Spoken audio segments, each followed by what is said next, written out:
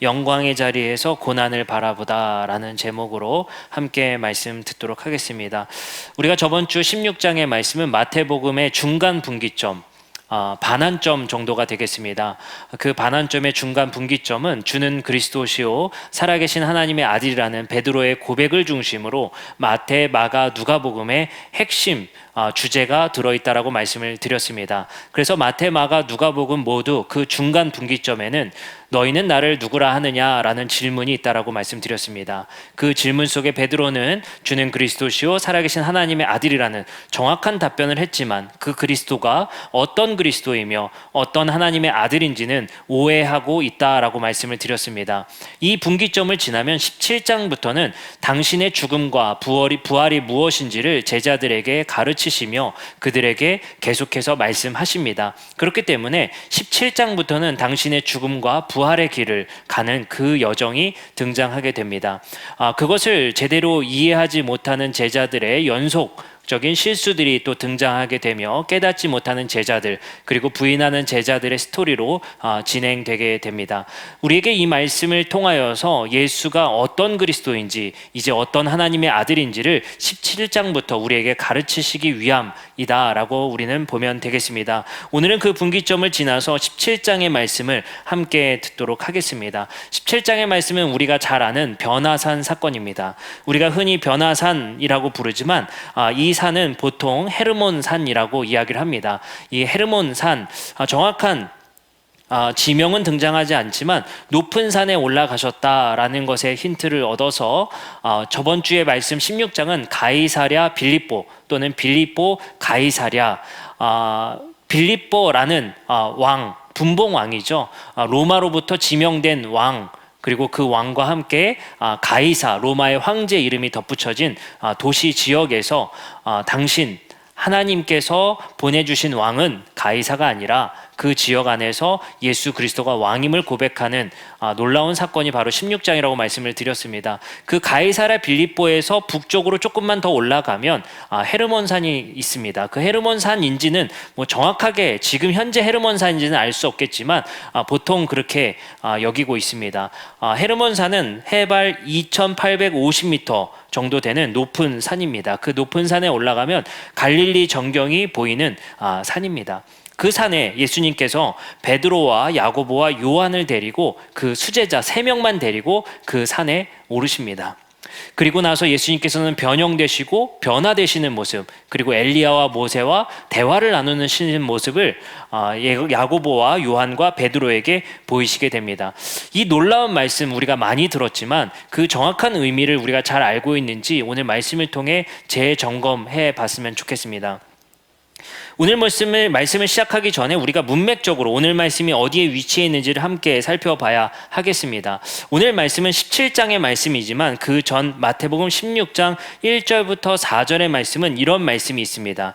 바리새인과 사두개인들이 와서 예수를 시험하여 하늘로부터 오는 표적이 보이기를 청하니 예수께서 대답하여 이르시되 너희가 저녁에 하늘이 붉으면 날이 좋겠다 하고 아침에 하늘이 붉으면 흐리며 오늘이 날이 굳겠다 하나니 너희가 날씨는 분별할 줄 알면서 시대의 표적은 분별할 수 없느냐. 악하고 음란한 세대가 표적을 구하나 요나의 표적밖에는 보여줄 표적이 없느니라 하시고 그들을 떠나 가시니라.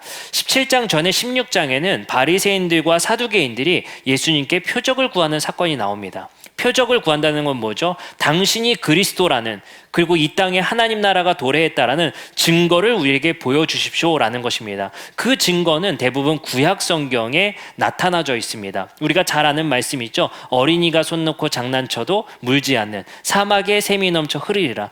그런 역사적 그 지형적 변화, 그 놀라운 파라다이스와 같은 변화가 일어날 거기 때문에 바리새인과 사두개인은 예수님께 물은 것입니다. 당신이 하나님 나라를 가지고 온 그리스도라면 그 표적이 어디에 있겠느냐? 우리에게 그 표적을 보여주십시오라고 이야기를 합니다. 그 뒤에 이어지는 스토리가 바로 베드로의 고백입니다. 주는 그리스도시요 살아계신 하나님의 아들이라는 고백이었습니다. 여기서 우리는 한 가지 생각해 볼 것이 있습니다. 베드로는 바리새인과 사두개인과 다르게 그리스도임을 믿었습니다. 그러나 베드로와 그 제자들도 고백은 했지만 반쪽짜리 고백이었습니다. 그가 어떤 그리스도인지 어떠한 하나님의 아들인지는 정확하게 이해하지 못했습니다. 왜냐하면 예수님께서 비로소 당신이 죽음으로 부활로 이 땅에 하나님 나라를 가져오시겠다 하니 베드로가 항변하여 그것을 막아서게 됩니다. 그래서 예수님께서 말씀하십니다. 네가 하나님의 일이 아니라 사람의 일을 생각하고 있다라고 말씀하십니다. 이것을 우리가 함께 문맥적으로 살펴본다면 놀랍게도 17장의 말씀은 베드로와 요한과 야고보에게 내가 진짜 그리스도임을 보여주시기 위해서 그 증거로서 변화되시는 사건을 보여주시는 겁니다. 그때 베드로는 깜짝 놀랐을 겁니다. 그 산에 은밀하게 나와 요한과 야고보를 데리고 그곳에 당신의 변화를 보여주시고 심지어 엘리야와 모세를 보여주신 사건입니다. 그리고 옷이 휘어지고 얼굴이 휘어지는 광채가 일어나는 그 사건을 봄을 통해서 베드로와 요한과 야고보는 증거로 확신했을 것입니다. 맞다. 우리가 줄을 잘 섰어. 이 사람이 그리스도인 게 분명하다. 이 사람이 하나님의 아들인 게 분명하다라는 확신을 갖게 되는 사건이었을 것입니다. 그러나 여전히 그 확신 뒤에 그가 어떤 그리스도인지, 어떤 하나님의 아들로서 이 땅에 하나님 나라를 만드실 건지는 정확하게 이해하지 못하고 있습니다. 베드로는 잘됐다. 더 이상 갈 필요도 없겠구나 생각을 한 겁니다. 그래서 베드로는 예수님께 말씀하십니다. 이곳에 텐트를 짓고 아예 여기서 살자라고 고백을 해버립니다. 정말 어떻게 보면 훌륭한 생각이죠. 이곳이 하나님의 나라다. 이만큼 더 빛날 수는 없다. 여기가 너무 좋으니 우리가 그렇게 동경했던 모세도 있고 엘리야도 있는 이곳에 우리가 아예 거주해버리자라고 예수님께 제안합니다. 이 베드로의 생각 우리가 읽어볼 수 있지 않겠습니까? 자기가 기대했던 하나님 나라가 무엇인지를 정확하게 여기서 기대가 반영되고 있는 것입니다. 빛나는 세상, 영광스러운 모습, 그것이 바로 하나님 나라다라고 확신했던 것 같습니다. 여기서 우리는 이제 본격적으로 오늘 말씀의 핵심적인 주제로 들어가 보려고 합니다. 우리가 이 사건을 제대로 이해하기 위해서는 이 헤르몬 산에서 예수님께서 변화된 사건과 놀랍게도 똑같이 병행되는 한 사건이 등장하게 됩니다. 우린 이 두 사건을 병행적으로 함께 봐야 이 변화산 사건을 통해서 마태가 우리에게 하고자 하는 말을 정확하게 이해할 수 있습니다. 소름 돋게 비슷하니까요. 잘 보시기 바랍니다. 자, 오늘 읽었었던 마태복음 17장 1절입니다. 엿새 후에 예수께서 베드로와 야고보와 그 형제 요한을 데리고 따로 높은 산에 올라가셨더라. 어디에 올라가셨죠? 산에 올라가셨죠. 높은 산에 올라가십니다. 근데 마태복음의 결론부인 마태복음 27장 33절에 보면 예수님께서 골고다, 즉 해골의 곳이라는 곳에 이르게 됩니다. 우린 이것을 골고다 언덕이라고 말합니다. 골고다라는 산에 올라가 십자가에 못 박혀 죽으십니다. 여기까지는 아직 우리가 소름 돋게 병행되는 것 같진 않아요. 근데 17장 2절의 말씀에 보면 이런 말씀이 있습니다. 그들의 앞에 변형되사 그 얼굴이 해같이 빛나며 옷이 빛과 같이 휘어졌더라. 옷이 어떻게 되고 있어요? 빛나고 있죠. 근데 27장 35절 골고다 언덕상에서 그들이 예수를 십자가에 못 박은 후에 그 옷을 제비 뽑아 옷을 벗겨버립니다. 한쪽에서는 옷이 빛나고 있는 상황이고 한쪽에서는 옷을 벗겨짐을 통해 희롱을 당하고 있습니다. 마태복음 17장 3절에 그때 모세와 엘리야가 예수와 더불어 말하는 것을 그들에게 보입니다. 예수님께서 모세와 엘리야와 대화하고 있습니다. 놀랍게도 마태복음 27장 38절은 이때 예수와 함께 강도 둘이 십자가에 못 박히니 하나는 우편에 하나는 좌편에 있고 서로 대화를 나누게 됩니다. 마태복음 17장 5절에 이렇게 말합니다. 말할 때 호련히 빛난 구름이 그들을 덮습니다. 빛난 구름이 그 장소를 덮어버립니다. 영광이죠. 하나님의 영광이 그것을 덮었다는 거예요. 근데 놀랍게도 마태복음 27장 45절에 보면 제6시로부터 온 땅에 어둠이 임하게 됩니다. 빛난 구름이 없어지고 어둠이 임하게 됩니다.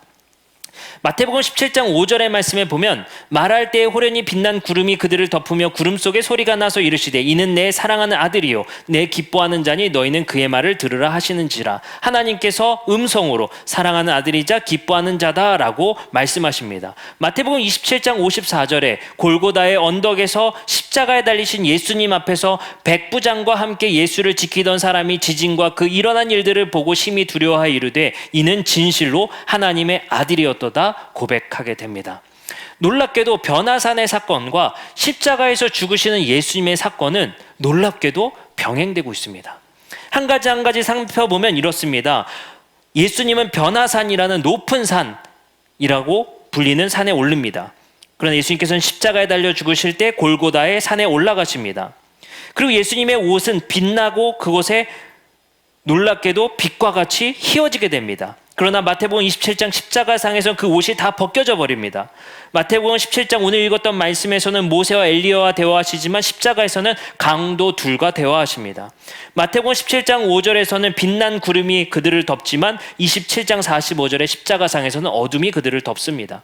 마태복음 17장 5절에서는 하나님께서 고백하시며 그를 사랑하는 아들이요 기뻐하는 자라고 음성으로 말씀하십니다. 그러나 그 음성과 더불어 마태복음 27장 54절에 십자가상에서는 백부장이 그 고백을 하게 됩니다. 이것은 우연이 아닙니다. 이 사건은 의도적으로 두 산을 같이 보고 있는 것입니다. 놀랍게도 변화산, 헤르몬산이라는 그 산이 골고다를 바라보고 있는 것입니다. 지금 베드로는 이 마태복음이 어디서 결론 내기를 바라는 걸까요? 텐트를 치기를 바란다는 것에서 우리는 한 가지 힌트를 얻을 수 있습니다. 이 사건의 모든 이야기가 이 변화산에서 끝나길 바라는 것입니다. 더 내려갈 필요도 없고 골고다에 갈 필요도 없고 저 예루살렘에도 갈 필요 없다. 여기가 우리가 낙원이다 라고 생각하는 것 같습니다. 그래서 베드로는 적극적으로 이곳에 머무르길 원합니다. 베드로가 예수께 여쭈어 이르되 주여 우리가 여기 있는 것이 좋사오니 만일 주께서 원하시면 내가 여기서 초막 셋을 짓겠습니다. 아 진짜 터프해요. 세 개를 어떻게 지으려는지 텐트 세 개를 자기가 지어서라도 여기서 거주하자는 거예요. 다른 제자들 다 필요 없고 우리 넷이 여기서 삽시다 그냥. 너무 좋았나 봐요. 하나님의 임재가 가득한 그 산에서 아주 거주하자는 거예요. 이것이 곧 낙원이며 이것이 곧 하나님의 영광이며 이것이 곧 하나님의 나라라는 것입니다. 베드로의 마음은 여기서 마태복음의 이야기가 끝나길 바라는 것이고 예수님의 마음은 변화산에 있는 것이 아니라 저 골고다를 바라보고 있는 것입니다. 마태복음의 저자는 우리가 이 이야기를 읽으면서 우리의 영광의 끝은 변화산이 아니라 골고다의 언덕임을 우리에게 가르치고 있는 것입니다.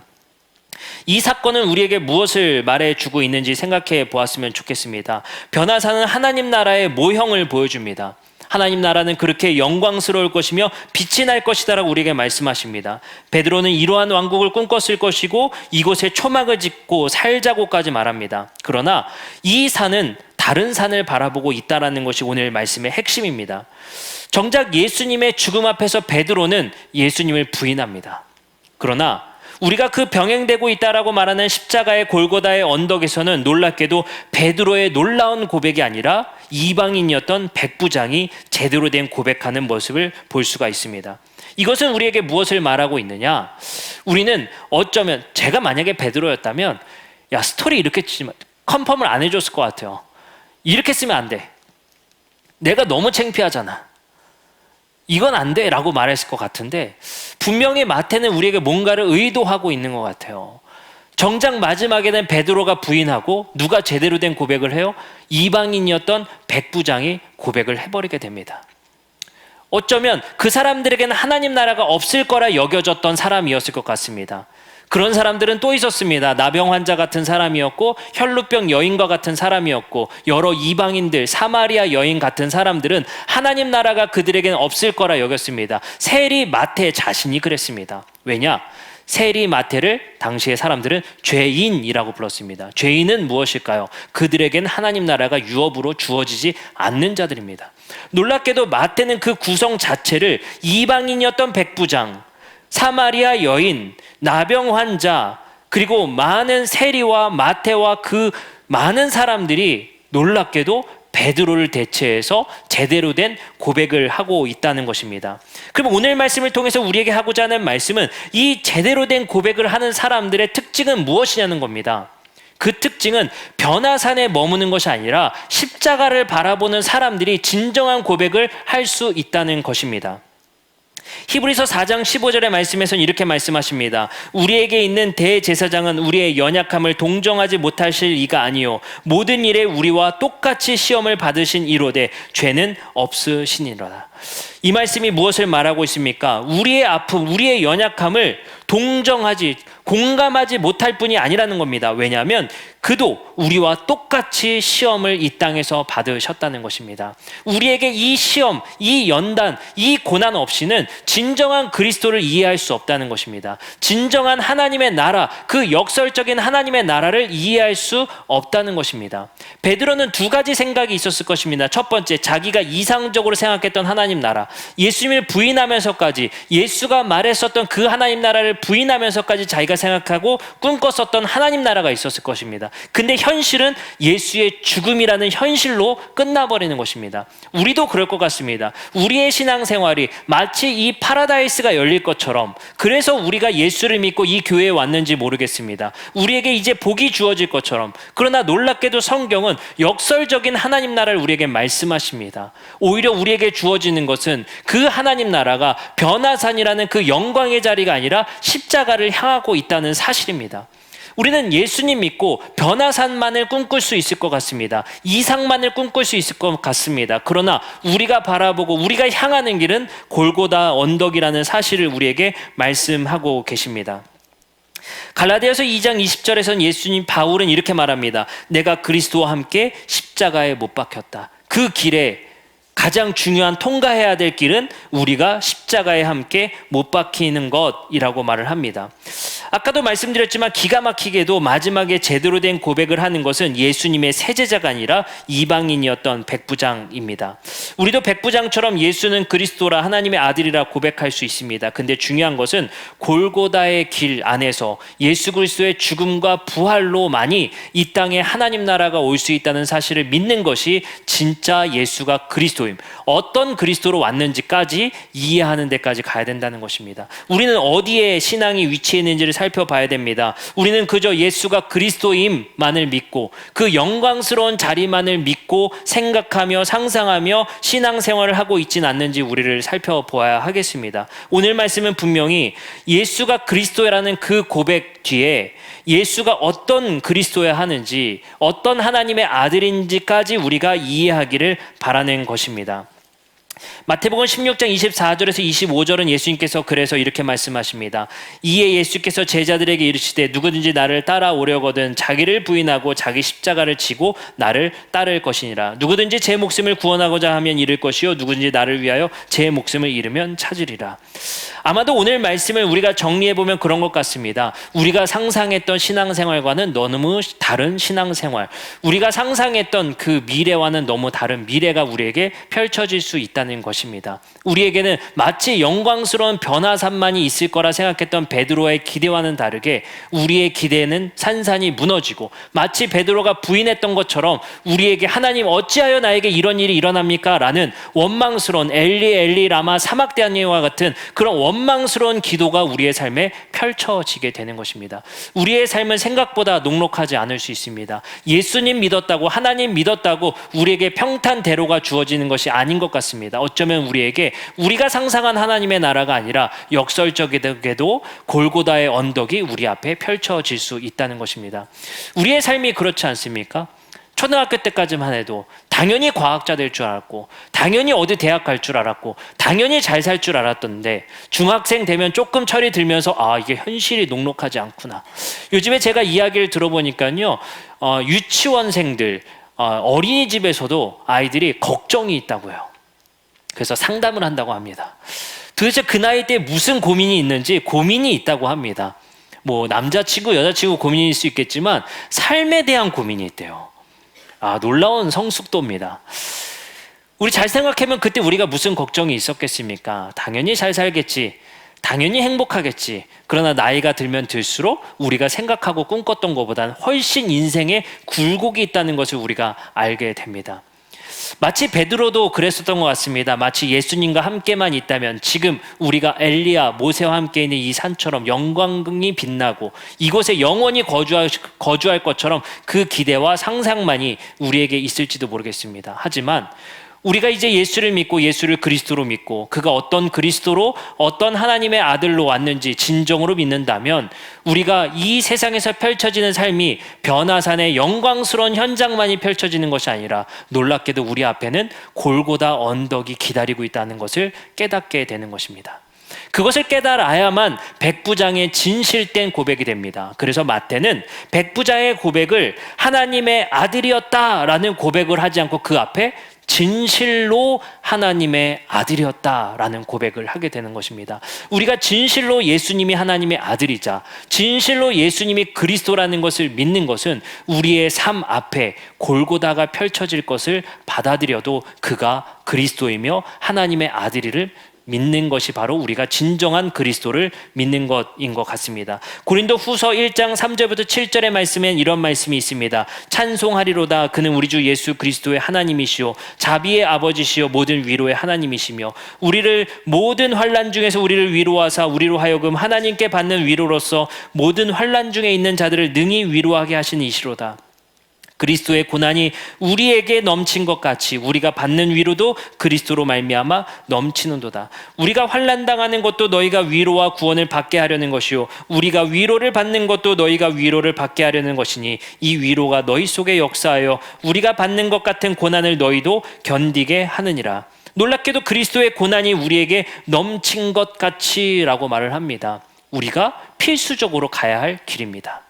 우리의 인생 그리고 우리가 걸어야 할 길을 어떤 길일지를 우리에게 미리 말씀하십니다. 그것을 예수님께서는 누구든지 나를 따라오려거든 자기를 부인하고 십자가의 길로 와야 할 것이다 라고 이야기하는 것 같습니다.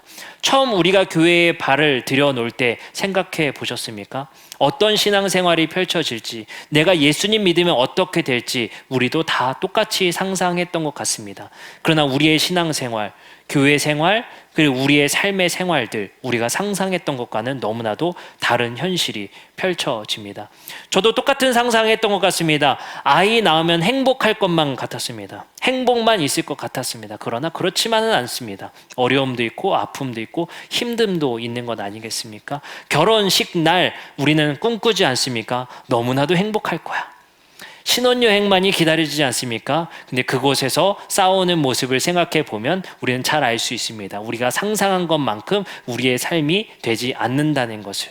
우리가 예수님 믿고 하나님 나라의 삶을 사는 그 앞으로의 삶도 마찬가지일 것 같습니다. 탄탄대로가 펼쳐지는 것을 예수님께서 말씀하시는 것이 아니라 놀랍게도 변화산에서 골고다를 바라보게 하십니다. 우리는 지금 변화산에 있는 것인지 그리고 그곳에서만 거주하려고 있는 것인지 우리를 살펴보아야 할 것 같습니다.